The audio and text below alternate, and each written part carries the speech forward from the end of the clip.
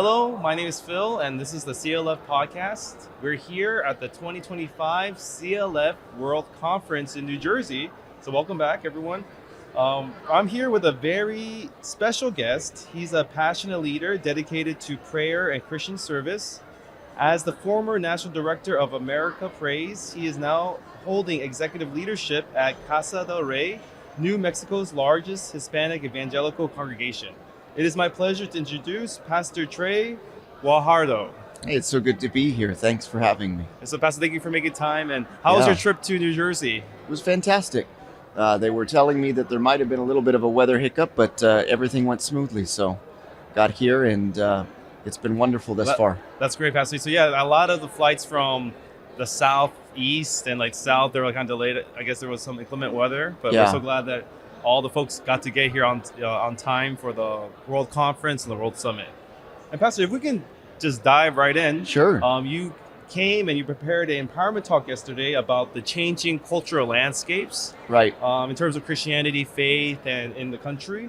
Can you tell us what you wanted to convey to the Christian leaders who are here at the conference through your talk?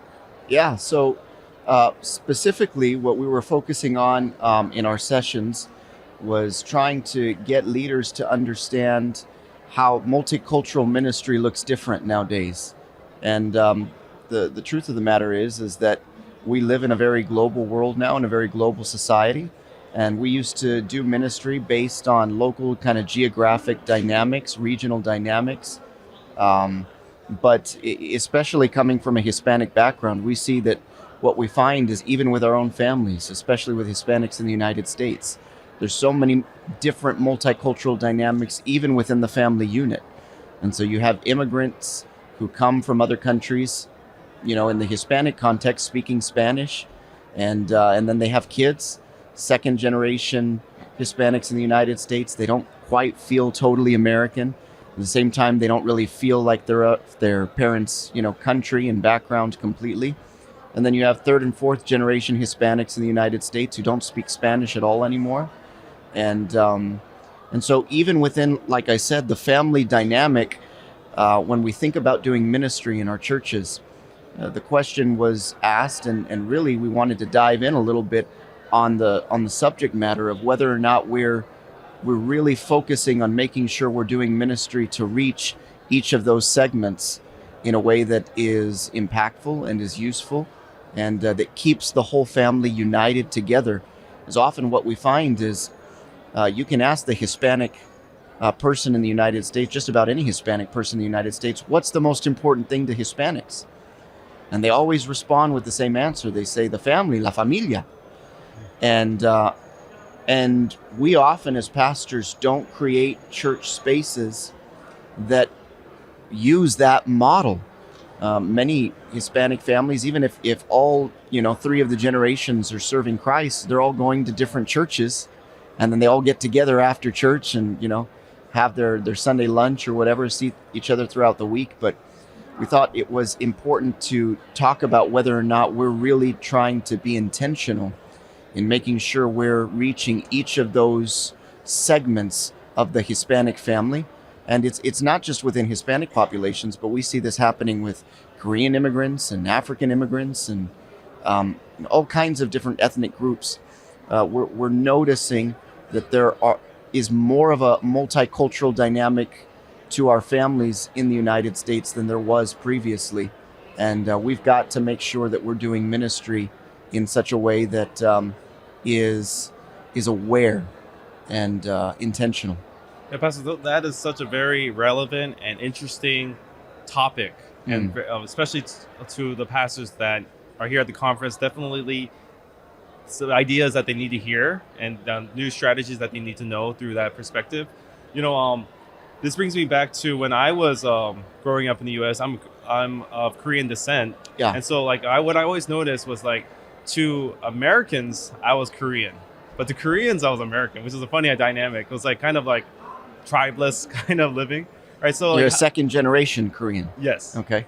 Korean American. Yeah. So so it's so interesting that you see that and you're making moves to bridge the gap, so to speak. Mm-hmm. Can you tell us of how the secret sauce is made at your church. Like, what kind of things have you implemented at your church so you can have the entire family come to one church and serve Christ together? Like, what kind of things have you implemented at your church? Yeah, well, the first thing to recognize is that it's a lot of work, because instead of doing everything once, you're doing it 2 or 3 times, and you're doing it in multi languages. You're doing it in different languages, and so what we've tried to do is intentionally create regular spaces that happen on a weekly basis that targets each of these different kinds of groups. You can do that in small group settings, but we actually like to do it in large group settings.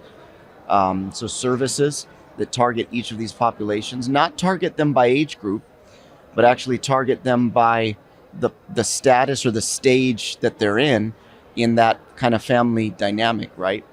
And then so that's really focusing on making sure that there's diversity in the way that we do ministry, and that, for this group of people, that we're doing ministry culturally in a way that speaks to them, that speaks to the kind of music we use. It speaks to the kind of language we use, whether we're doing it in English, Spanish, or the kind of terminology that we use, the kind of spaces that we have. Maybe, it's with a meal, maybe it's not with a meal if it's in a smaller setting. And then, so creating, like I said, those diverse spaces that are very consistent. And then every once in a while, finding spaces and places where we can bring everybody together and unite everyone. So there's diversity and there's unity at the same time. And so you're regularly reminding people, even though they're kind of in their own little silos, in their own little segments, developing and growing, that we're still one church, we're still one family, and really trying to create dynamics where everyone feels an ownership or a part ownership in the church. And so you don't have just one segment, which could be the first generation that says, hey, this is our church. And then all the younger people are saying, well, I go to my dad's church, or I go to my grandpa's church, right? But how do you find ways to make sure that everybody feels like this is my church? And with a lot of work and a lot of intentionality and doing everything in different ways, more than once, and in different languages, we've found that, you can have success in doing that. It's just, it takes work. Yes. Pastor, can we deep dive into this deeper? Like, for example, do you believe in like bilingual service? Do you have interpretation in the front, in the back, the machine? So, do you have multiple services, different languages? Like, what did you find worked out for your congregation the most? Yeah. So, in terms of the language thing, and this is just an example of stuff we have to think about in all kind of segments, but there are a lot of churches who've tried bilingual ministry, and it's a tough thing to do. And part of what happens is that oftentimes when you're doing bilingual ministry, you have to really do the work to make sure that if you're going to do a bilingual service, for instance, that everything is bilingual. Because what happens is oftentimes you have one group that feels like they're getting the short end of the stick, So what we have done is when we're doing a bilingual service, and our bilingual services are really these more kind of unity events when we're getting all the congregations together or all the different segments together. So we'll do everything from music, but when we do it, we don't just throw in a Spanish chorus or just throw in an English chorus. If we're going to do it bilingual, everything is bilingual. Everything's done the same amount of times. Part of what I'll do is I'll minister, but I don't do it through an interpreter. And so I'll actually interpret for myself. And so it's segment by segment so that everybody is capturing the same thing in the way that I as pastor want to communicate it. And you don't have one group feeling like they're the ones getting the interpretation or they're missing out or something's not right. And so it's really just thinking that way and thinking through, how do I make sure that everybody is feeling like they are equal in the church where we're at. Pastor, that's so interesting. That's very, very interesting. Like, Pastor, in terms of, you made a very good point about like, even in the family dynamic, there is like different demographics basically in terms of the walk with Christ, language, things like that. And when you work with your congregation members and you counsel congregation members and what you've seen through your congregation, how have you helped parents, for example, bridge the gap in terms of language, like with their kids? Like, for example, if parents speak Spanish, kids speak better English, and like, how do you kind of counsel that so that the kid grows up with love, with connection, a real authentic connection with their parents, and they don't get left behind in terms of church life and growing in faith? Yeah, it's interesting because there's so many directions you could head with a question like this, um, because so many of our families look so different, and I have certain families in my church where I see people who are already in their 50s who don't speak any Spanish, whose parents grew up speaking Spanish, and they said, when we came to the United States, my parents didn't let me speak any Spanish, and then you have certain families on the other side of the spectrum who say, hey,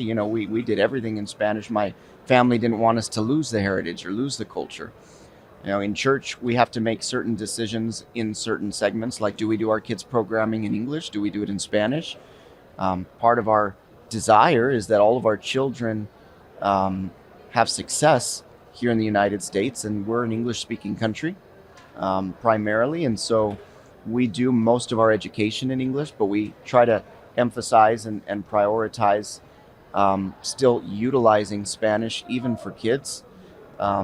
Because for so much of us, even like I said, you'll have, second, third generation Hispanics that are working in English, they're educated in English, but for some reason their cultural language, which might be Spanish or Korean, in your case, is their heart language, is their spirit language.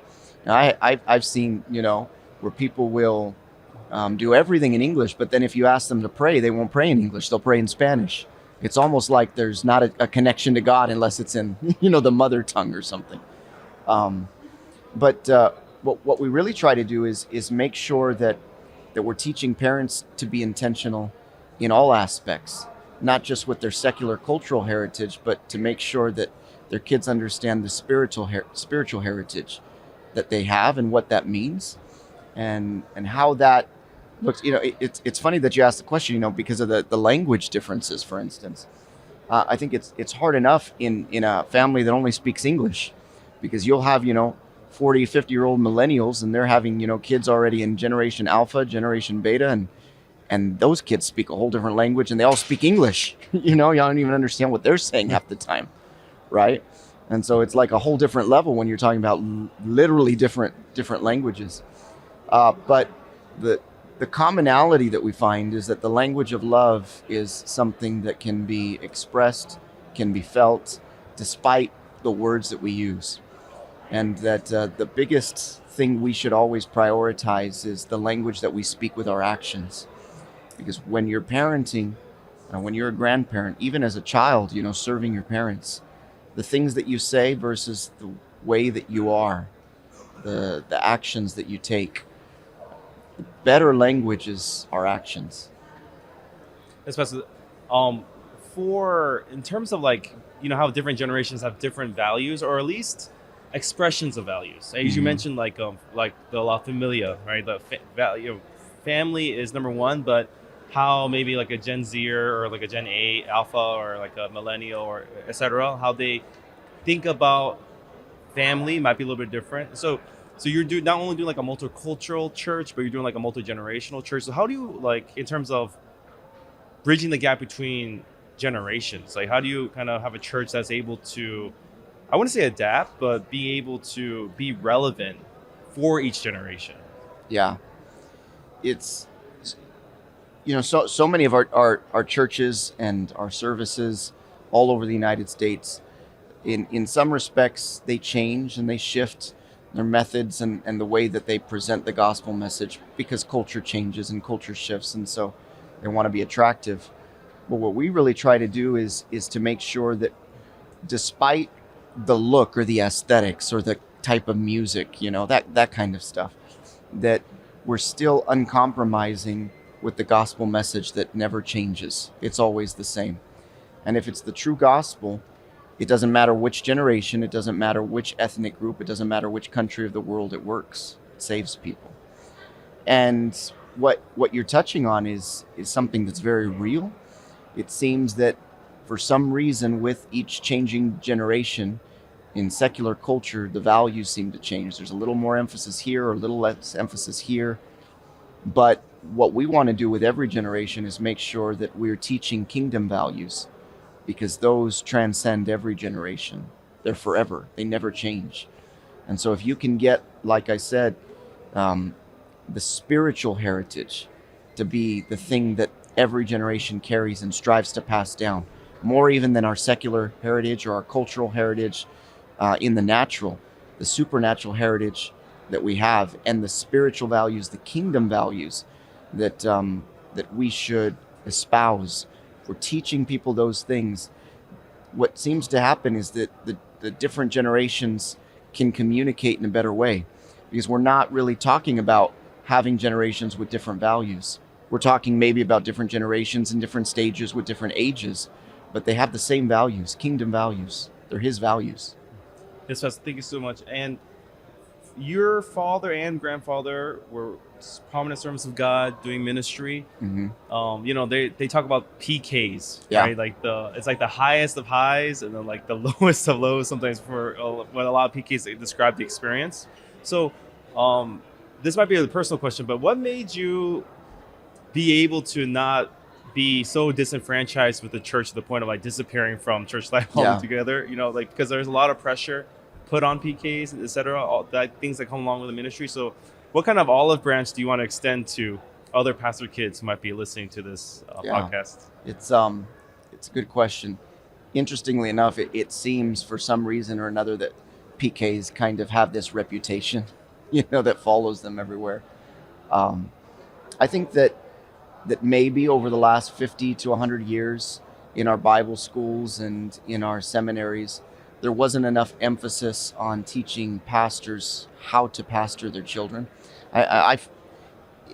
Not that they didn't pastor well, but working in ministry has a different dynamic, and pastors' kids live under a microscope, and a lot of them feel like they're constantly competing for attention, the attention of their parents, and they're competing with the church.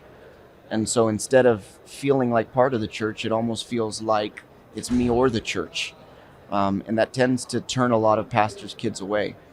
I had the privilege of having a dad who was a pastor's kid. So he kind of got it, you know what I mean? And so I feel like by the time he pastored me, he was not just pastoring me, but fathering me. By the time he, became my dad, he was already thinking in a different way to make sure that I was always prioritized, and not just me, my brother and my sisters. I had really good parents who kind of understood that it was important, yes, to pastor their church, but you pastor your family first. And so I had fantastic mentors, fantastic parents, fantastic pastors in that respect. And my challenge to pastors would be to make sure that you're pastoring your church in a way where your kids feel like they're part of everything that you do, and that the church is not more important, that the people of the church are not more important to you than they are. But we know, and Scripture emphasizes, that our first ministry is to our family. And so we've got to do that as pastors.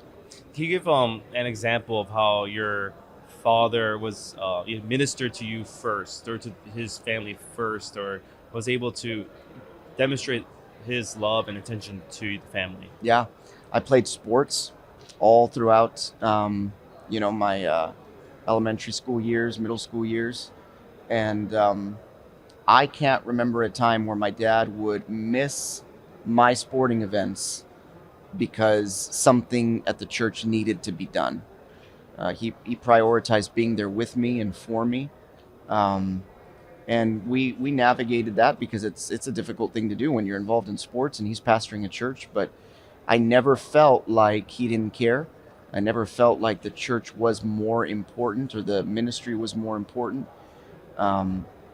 He always viewed me and my life as part of his ministry. And I think that sometimes that's where pastors can get it wrong, is they view the things that they're doing with their kids as something separate, and the things that they do in the church with church people as ministry. And we forget that actually being a father and being present and being involved and raising your children, discipling your children, that's part of our ministry. And he was very good at that. All right. So thank you, Pastor. And last question, a word of encouragement to other pastors and Christian leaders or church leaders. Maybe some of them are fighting uphill battles in ministry. Can you share a word of encouragement? Yeah, keep at it. Don't grow weary in doing good, because eventually the time will come where you'll reap a harvest. And the world is changing so fast. The world looks so different. I tell pastors all the time, this is probably the most difficult time of any time to be a pastor. 30 years ago, 40 years ago, when you were pastoring, the people saw you as their pastor. And if they wanted to, compare you to anybody else, it was maybe the church down the street or the pastor, a few miles away at a different church. But now it seems, because of the global nature of what pastoring is, or, you can be compared and criticized, compared up against the greatest preachers and ministers and expositors of the word in the entire world. And oftentimes people feel like they have 20 pastors. It's that pastor in this city, or this guy I watch on YouTube, or that guy I see on TikTok. And so you've just got to keep in there and keep discipling people and keep loving people and keep being the local pastor that God has called you to be, and to do the ministry that he's called you to do. And the Holy Spirit will be with you. All right. Thank you so much, Pastor, for your time. Really appreciate it. Oh, I appreciate you having me. This has been a great event.